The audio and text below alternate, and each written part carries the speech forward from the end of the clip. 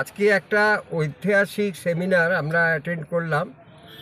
বাংলার সমস্ত আশ্রম থেকে বিশিষ্ট ব্যক্তিবর্গ, সাধু সন্তরা, যারা পরিচালক মণ্ডলী, তাদের নিয়ে একটা সম্মেলন হলো। ভারতের স্বরাষ্ট্রমন্ত্রী অমিত শাহজি এলেন এবং রামকৃষ্ণ মিশন, যেটা স্বামী বিবেকানন্দর বসত বাড়ি সিমলা স্ট্রিটে, সেইখানে এই সম্মেলনটা হলো।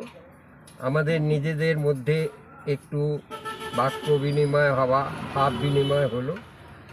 সবাই একটা, আমাদের মধ্যে একটা দুঃখ ছিল সাধু সন্তদের, যে সরকার কোনো কিছুই করছে না, অগ্রসর হচ্ছে না। বাংলা তথা বাংলাদেশের উপরে যা হিন্দু সনাতনীদের উপর যে অত্যাচার চলছে, এটা ভয়াবহ।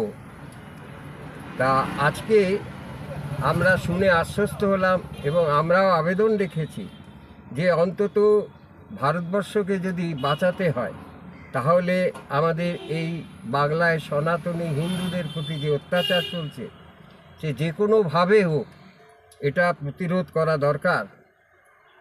সেটা তিনি আশ্বস্ত করলেন। আমরা খুব খুশি। আমরাও তাকে আমাদের তরফ থেকে, প্রতিটি আশ্রমের তরফ থেকে আমরা সম্বর্ধনা জানিয়েছি। আমার সঙ্গে উপস্থিত রয়েছেন ব্রহ্মাকুমারী কিরণ বেহেন, উনি বরানগর শাখা অধ্যক্ষা, আর আছেন ব্রহ্মাকুমারী পিঙ্কি ভ্যান।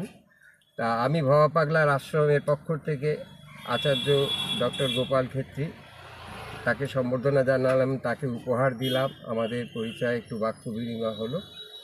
আজ এইটুকু, আবার আগামীকাল। নমস্কার, ভালো থাকবেন সবাই।